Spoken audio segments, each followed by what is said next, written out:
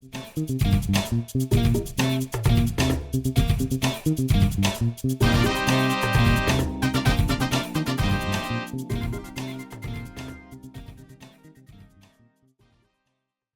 afternoon, Mr. Speaker, Deputy Speaker, leadership of the House, and honorable members.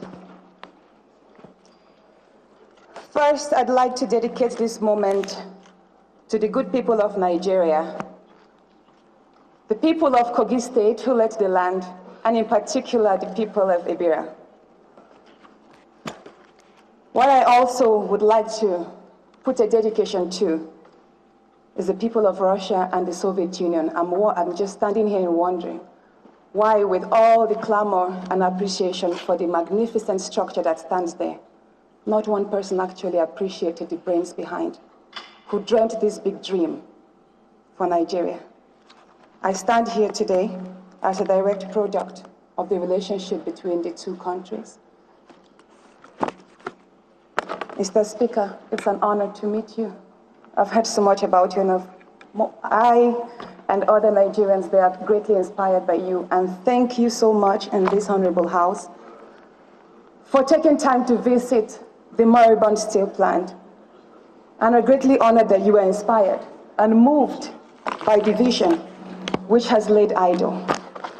And if you permit me, I will make this as brief as possible, but if I skip a little bit beyond the 15, 20 minutes I'm granted, please, we've waited 40 years, and I believe truth is very essential to moving forward.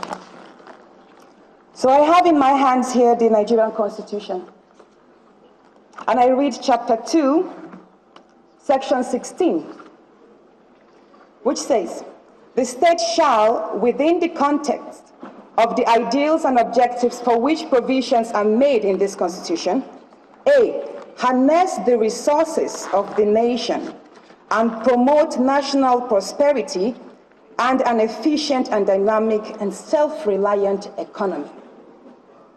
I also go to C, which states, "Without prejudice to its rights to operate and participate in areas of the economy other than the major sectors of the economy, manage and operate the major sectors of the economy." That means Nigeria, the government, is saddled with the responsibility to manage major sectors such as the steel industry. I'll go to C, 2C, which states that the economic system is not operated in such a manner. That means the government is going to ensure that the economic system is not operated in such a manner as to permit the concentration of wealth or the means of production and exchange in the hands of few individuals or a group of people. 3, a body shall be set up by the Act of the National Assembly, which shall have power to review from time to time the ownership and control of business enterprises operating in Nigeria and make recommendations to the President on the same. That means what is going on here, the debate that we hold so preciously, is actually in line and in tune with the functions of this honorable House. So the people of Nigeria are greatly appreciative of this. And we hope that at the end of today, no matter how brutal the truth that we may be faced with, we do not just let this day pass by like another day and another session that has held in the past. We, myself and the marginalized Nigerians, are actually holding you all in trust. And today also, the over 3,000 Nigerians that were trained in Russia, many of them died. Many people like myself, mixed race, blood, who were left motherless and fatherless. I honor and I dedicate this day to them. So,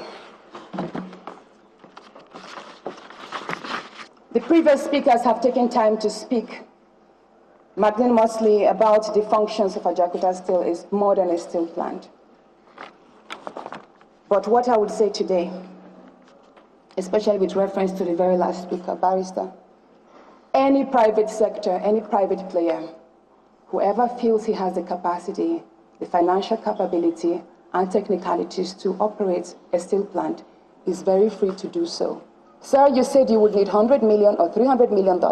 We have enough land in Nigeria, and we can give you one to start your steel plant. But Ajaokuta, as it stands today, is not of commercial concern. It's a political and economic play. As we all know, just 2 days ago, President Trump of America, said that he's going to do everything possible to revive the steel sector in America because of what it stands, because of what the people of America stand to gain with regards to job creation, even if it means increasing the tariffs for import steels. That is what Nigeria needs. It has nothing to do with sentiments of financial of money. And I'd like to say one more thing.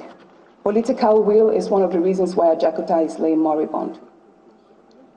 And all the money in the world and all the technical expertise, even if every Nigerian today here becomes a steel expert, a metallurgist at that, if you do not have the political will and the decision from your heart, a patriotic movement, and leaders in place that will have this idea and share same vision, Ajaokuta will not move. So, permit me, Mr. Speaker, I'm going to put before the nation a few of such conspiracies with respect to the few individuals we would mention. I would not in any way or manner speak of anything that I do not have proof for. I'm very much aware of the risk that this befalls me.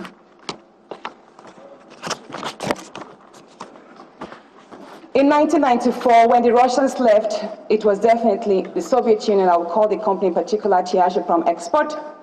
When they left in 1994, Ajaokuta was 98.2% completed. I have that in the letter they wrote 2 years ago to the President.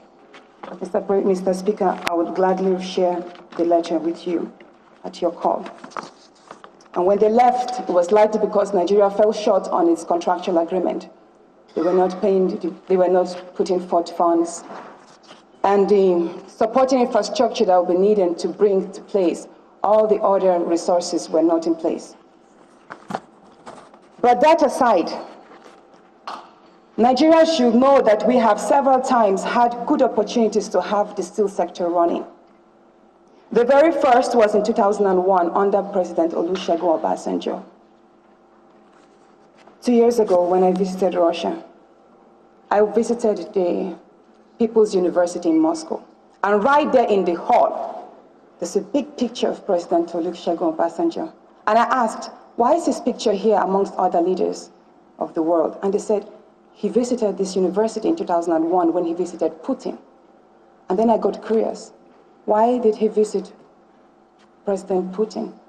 And then I got to know that on March 7th, 2001, there was actually a bilateral agreement entered into between Nigeria and Russia in furtherance to the transfer of high technology.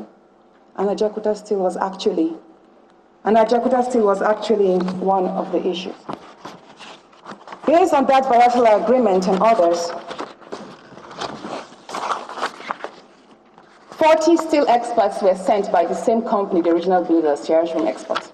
And they worked here alongside with Nigerian experts to develop the technical and financial reports, which were supposed to be used to formalize the revival and modernization of Ajaokuta Steel Plant. But after that, surprisingly, the Nigerian side went quiet. In 2003, President Putin wrote a letter to President Obasanjo.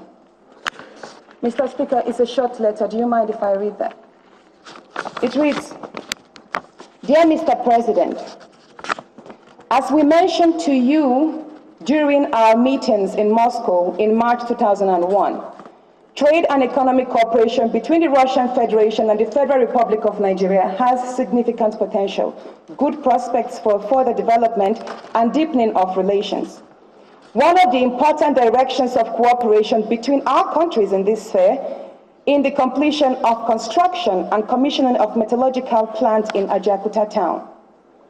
The realization of this plant will contribute to the solution of a number of economic and social challenges faced by Nigeria in a strategic nature, setting an example of partnership in the field of industry and high technologies to lay the foundation for new joint plans in the energy sector, telecommunications, and petroleum refinery. He went further to say, the Russian side has completed the preparation of technical proposals for the company in Ajaokuta and worked through issues of financial provision. We hope the state enterprise, Diageo Export, and its partner in Nigeria, which is the ministry, will soon be able to successfully conclude negotiations on this large-scale project and to begin its realization. Using this opportunity, Mr. President, I would like to confirm our mindset to a comprehensive strengthening of Nigerian-Russian relations. Yours faithfully, Vladimir Putin. I would like to say that at this point, the technical reports were already submitted to the Nigerian side. That's the ministry. And Russia had gone ahead to secure the monies that will be used to complete the plan from BNP Paribas. 2 months after, President Olusegun Obasanjo responded. In his response, the only place where he mentioned Ajaokuta, I'll read those. First of all, allow me to thank you for your kind message. Ajaokuta really occupies an important place in our agenda, and I appreciate the fact that you also find this project a priority in our bilateral relations. I will not bore you with the rest of the content, but it has to do with supply of military equipment and stuff. That was the response our president gave in response to the letter from Putin. And the very next month after this letter, Ajaokuta Steel and Niomco, which is the iron ore company in Itape, were given to a company called Solgas. Solgas Energy at that time was not qualified and had, well, permit me, I'm not supposed to give my own opinions. Solgas Energy was given the concession of Ajaokuta and Itape. And if this honorable court, this honorable house recalls, probably from your archives, there was a session called a few months after, because the house was worried that no activities was taking place in Itape and Ajaokuta. And the conclusion there to Solgas was they should go to Russia and partner with the original builders as technical experts. But they went to India and brought in Iceblood, what is known today as Global Infrastructure Nigeria Limited. So in truth, the Indian company that we so know today was brought in as technical partners to Solgas. So from then on, I will not bore you again, but the facts are all there. Nigeria entered due to, I would not, maybe probably should I say the mistake that President Olusegun Obasanjo got when conducted, where for some reason he found Solgas more qualified than the people who actually built that place. That is on one part. The second part of it, I will say here, because if the minister were to be here, he would have talked about the arbitration in England, in the courts. So I would briefly brush through that. On the 2nd of April 2008, at the Federal Executive Council, the Federal Executive Council met and late Yar'Adua terminated the concession. I quote late Yar'Adua, after considering the report of the administrative panel of inquiry established by the Yar'Adua administration to review the concession agreements and determine the extent of compliance by both parties, the council agreed with its findings that the agreements were largely skewed in favor of the concessionaire to the detriment of the federal government of Nigeria. I have the report here.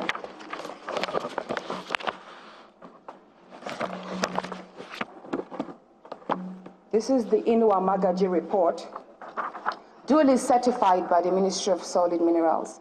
It contains documents, facts, and figures, and even pictorial evidences of the vandalization that took place.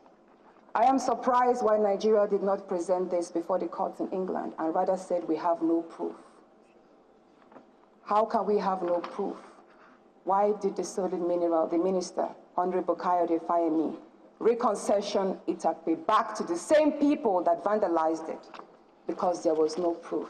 This is the proof.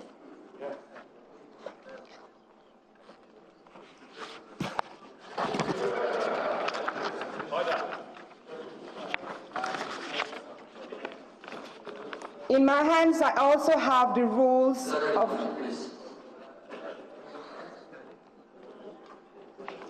In my hands, I also have the rules of the International Chamber of Commerce.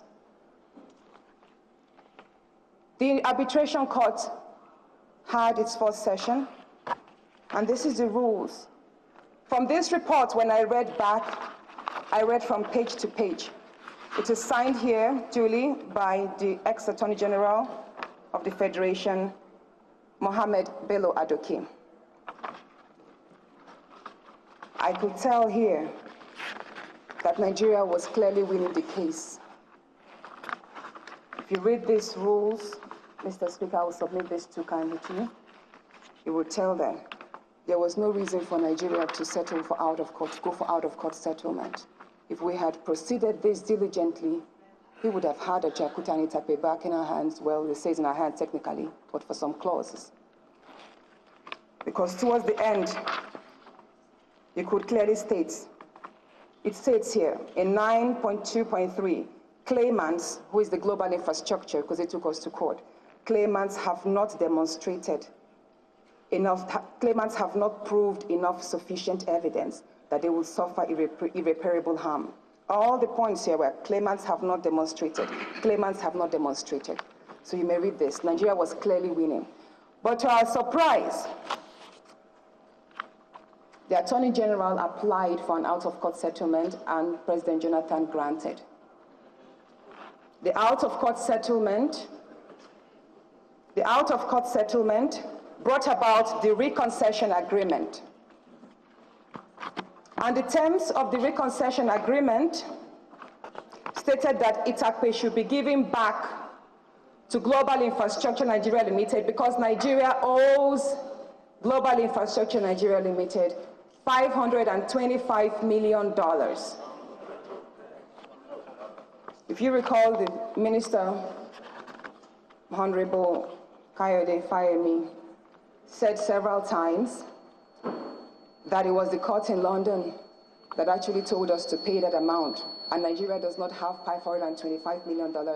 Therefore, the only option we have is to give Itakpe back to them to complete their 8 years. They complete the 10 years since they had done 3 years. Permit me, I would like to read from the letter, the memo the Attorney General Adoke wrote to President Jonathan on the 12th of December. It's duly signed by his signature, at each page attested.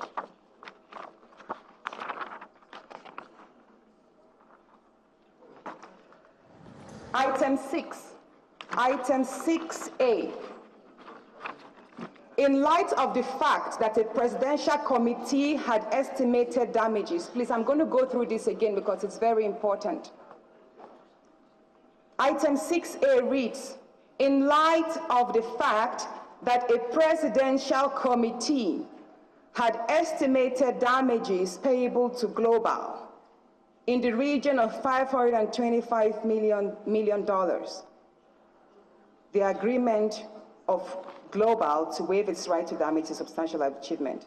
This shows you that there was a presidential committee that was cooked up, put together, people of like mind promoting a particular interest. And it was that committee that actually indicted Nigeria to the amount of $525 million. It is not the courts in England, sir. It was a committee. And I do have a list of the members of the committee, which I will share with you later.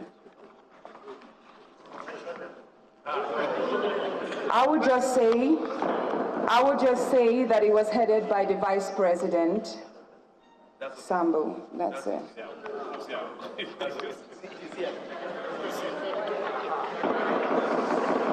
But people from the Attorney General's office, people from representatives from BPE, they were all present, sir.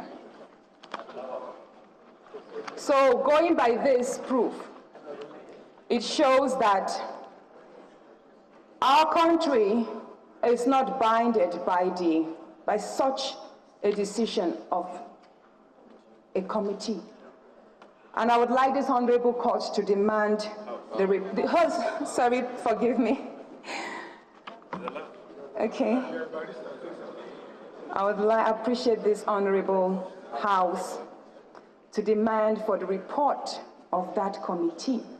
It would be interesting to know the parameters in which they arrived at such a decision, knowing full well that there was also the Inwa Magaji report, which clearly itemized the damage, and even the monies borrowed from CBN without being paid, and proved that there was no money that was brought into Nigeria. So we begin to imagine $525 million. So going by this, it will not be wrong to say that the agreement which was entered in the office of the Vice President, PROF.OSINBAJO, on the 1st of August 2016 is null and void, because in law, you cannot give what you don't have, and you cannot take what is not yours. So by this, Nigeria does not owe global infrastructure $525 million, and so they have no right to spend a day in Niamco.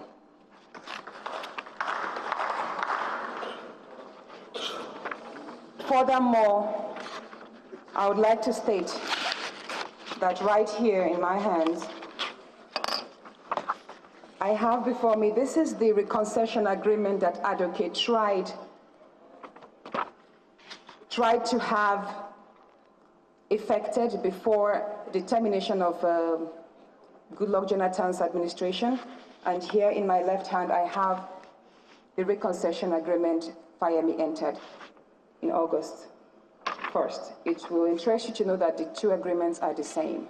When I read both, the errors, even the typographical errors contained in Adoke's concession agreement are also contained. There are over 25 of them. So you begin to wonder, did he review this agreement? Or it is the same agreement that later Adua terminated, which he said was grossly shrewd against the interest of Nigeria. So it's left for this court, this house, to decide. Mr. Speaker, I'd like to say that it's such a great honor to know that for once I have seen someone in authority whose ideals resonate with mine and the good people of Nigeria. We are against the privatization or concession or whatever it is called. Ajaokuta is too important to be in the hands of an individual, left alone a foreign country. A company that has the capacity of manufacturing weapons should not be held in the hands of anybody. I mean, considering the fact that we tend to focus more in our diversity here. What betide it be in the hands of an Ibira or an Igbo man or a Hausa? It should be a property of the Federal Republic of Nigeria, sir. So, and I will tell you that the idea of privatization tends to create a lot of green-eyed monsters. The idea that somebody can own such a magnificent structure creates such uncontrollable greed. And I will speak about this. Sometime last year, it got to my findings that a particular company was registered to acquire Ajaokuta. It's called Ajaokuta Kogi Nigeria Limited. I have before me the papers that prove that this company was authorized, the registration of this company was authorized by the governor of Kogi State, Alhaji Yahaya Bello, in partnership with Global Infrastructure Nigeria Limited, the same people. Now they have gotten Itakpe into their hands, and the next target was to acquire Ajaokuta at all costs. So they've devised the means. And going by the certified true copy of the form CAC7, a company that is supposed to carry the front and the interests of the people of Kogi State if, well, we know it's a federal asset, but supposing the Federal Republic of Nigeria has given Kogi State the mandate to proceed with ownership, resuscitation, and operations of Ajaokuta, you will all assume that Kogi State should be a major shareholder, isn't it? But what I have here, the two directors of this company, one, Onoche Ikechukwu, he's from Benue State, and Ancheva Emmanuel from the eastern part of Nigeria. And both of them, it would interest you, are affiliates, staff of Global Infrastructure Nigeria Limited. Both of them share, no other director is here. This is a shell company, sir. If it had succeeded, do you mind looking at this? If it had gone through, we would have, on the face of it, assumed that Ajaokuta was then already in possession of Kogi State, probably working for the good people of Kogi State and Nigeria. Well, in reality, it's just a company that is owned by two people who are promoting vested interests. So we wrote a petition. On the 3rd of July, we wrote a petition to the Registrar General of CAC. And he was very shocked. I wouldn't bore you with the happenings there, but he was very shocked. And he ordered a committee. To the best of his knowledge, the files before him did not contain that the company was registered. Meanwhile, it was registered already months before then. So I will receive this first letter stating that the file had been quarantined and a committee was set up, and they were going to investigate. May I read the first line? From our investigation, it was discovered that the above-named company, which was meant to be registered as a special purpose vehicle by the Kogi State government for the concession of Ajaokuta Steel Company, does not capture the legal representation of Kogi State. This has therefore defeated the essence of giving consent to the registration of Ajaokuta Kogi Nigeria Limited as a special purpose vehicle of the Kogi State government. But I was surprised again a few months after when I received another letter from this same Corporate Affairs Commission. By then, the gentleman, the Registrar General, had retired, and there was an acting, who is still acting now, a lady, I'm told. And he told me, the letter reads, that they have allowed the company to proceed. CAC does not have the right to regularize an illegality. By going by their act, if there's a fraud committed upon registration or the content or the context in which a company is registered, it should go for the registration. Then the company wants to proceed, they have to apply again. When I spoke with a few people at CAC, I was told there were orders from above. I said, who? They said the Kogi State governor sent the commissioner, Idris Asiwaju, and there were pressures from the presidency. I would like to state that I believe President Buhari would not sanction this, but there are many people who lie in the president's name.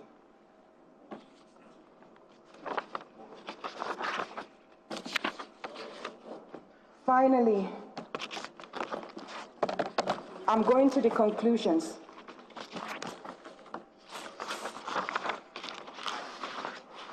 Permit me, please, insert you. Yeah. Finally, dear Honorable House,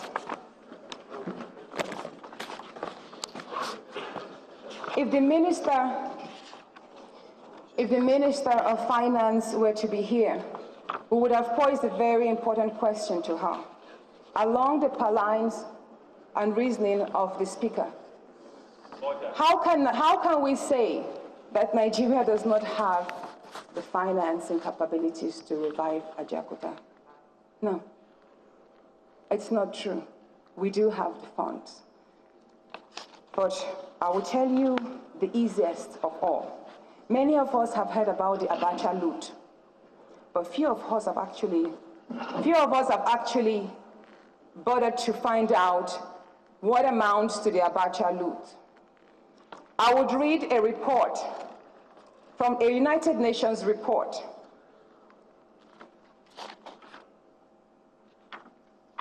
a United Nations report put forward in 1998, and it states, in another stunning disclosure, a government spokesman said in December that the administration was investigating an alleged $2 billion fraud by some members of the previous regime.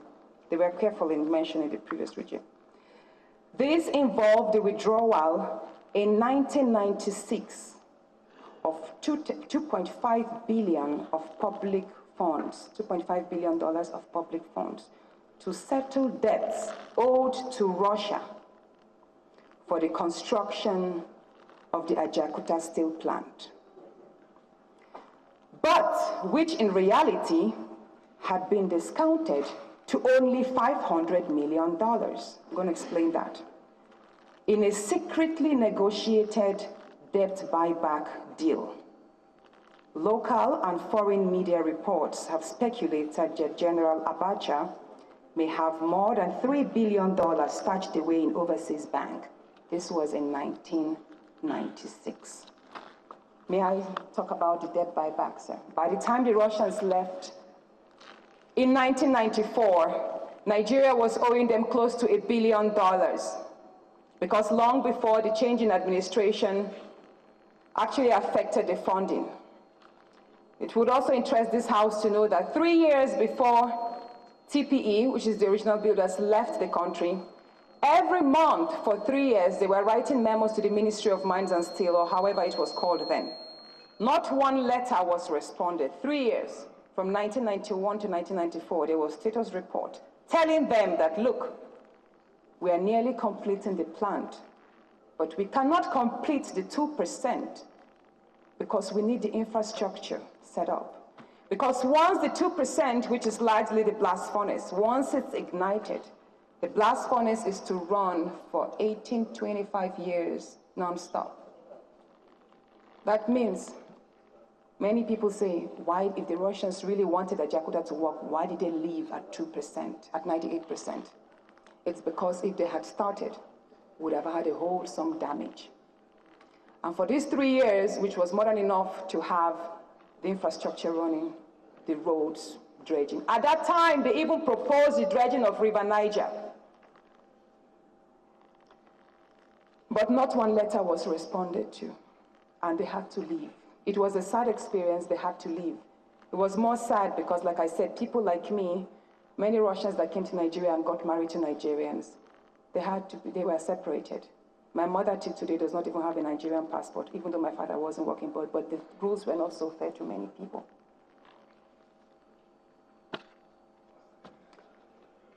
So when they left, I'll read now. In October, when the Russians left, and we had such huge debt to pay, they did not take Nigeria to court. They kept on sending letters of reminder. How are you going to pay this? But most importantly, they reminded Nigeria, if you are interested in continuing the completion of your plant, let us know. We will come back. All we have to is renegotiate.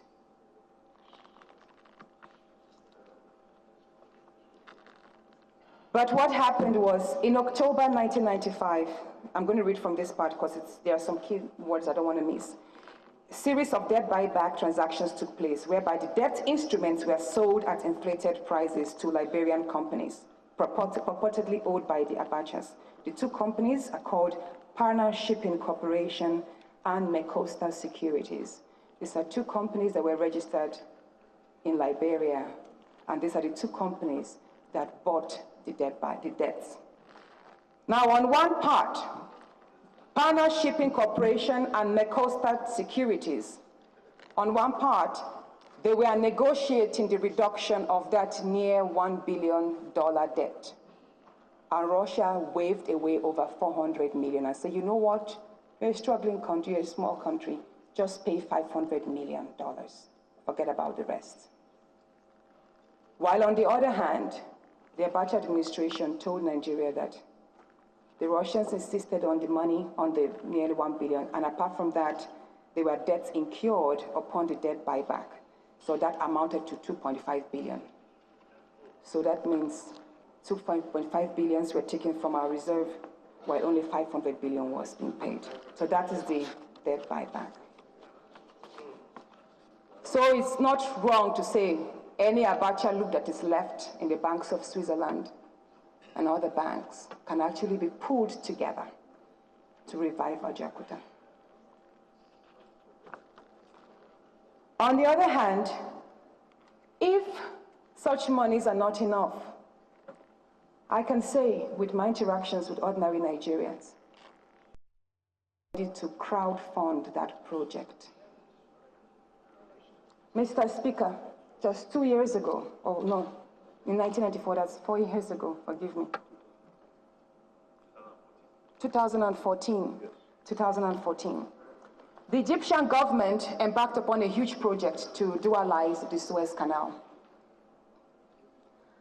And that Suez Canal, the President Sisi sold the idea so patriotically to the people that $8 billion was raised in 10 days. Mr. Speaker, these are facts. $8 billion was raised in 10 days from a country that has a population of just 91 million. They don't have individuals as rich as Nigeria. But what matters is leadership and the ability to connect to the people so that an average person on the street, the person roasting corn, the organizer, everybody will believe in this national dream and vision and know that they are one penny, just like the movement that brought in our beloved President Buhari. That movement, we can make it happen to Nigeria. But we must be patriotic enough and be able to present to the people accountability, transparency, inclusiveness, and an untampered growth. Nigerians can raise the money, sir. I can put my everything to it. So I'm going to read the conclusions we have put. That one, this Honorable House considers that the Neom Coast reconcession of August 1st to Global Infrastructure Nigeria Limited or Global Steel Holdings, and however they are called, be terminated with immediate effect.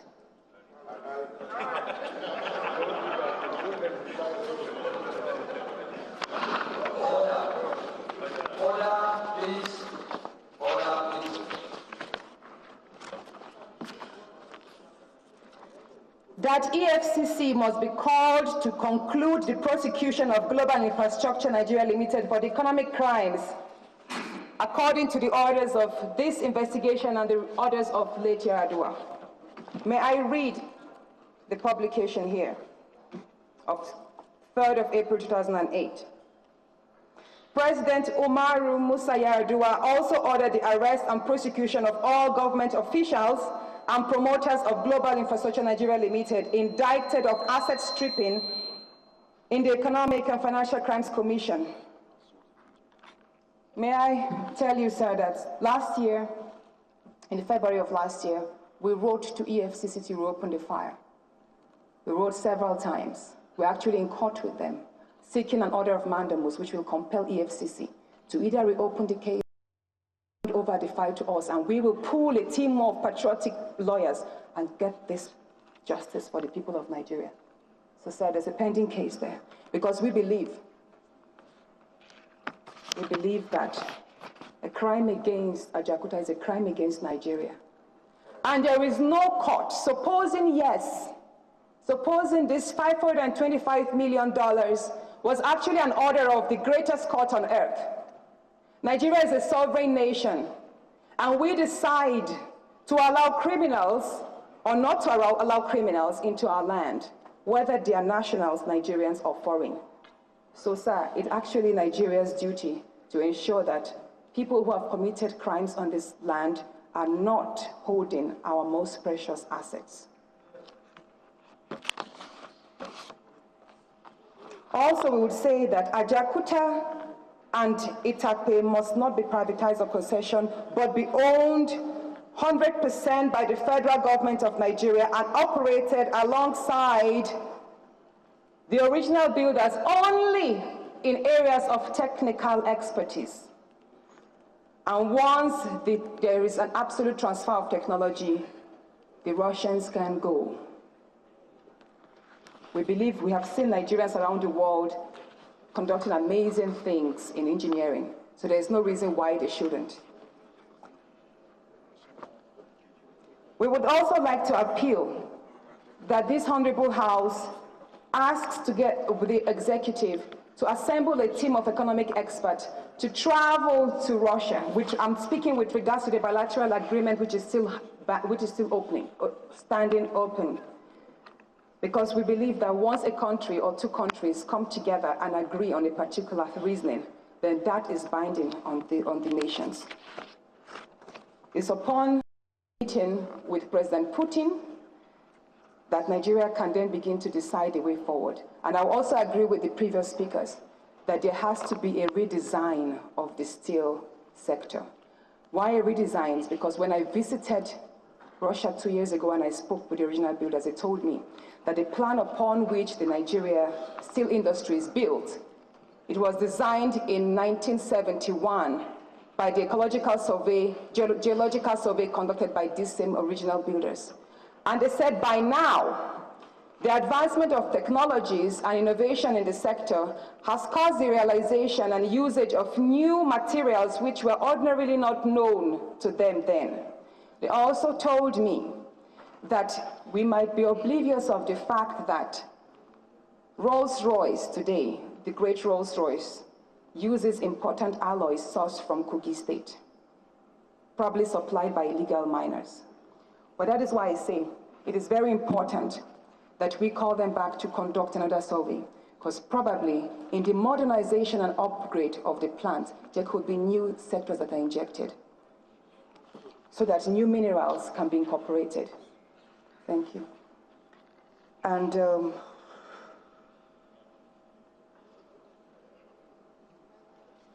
by and large, that is what we have. I've come to an end of this presentation.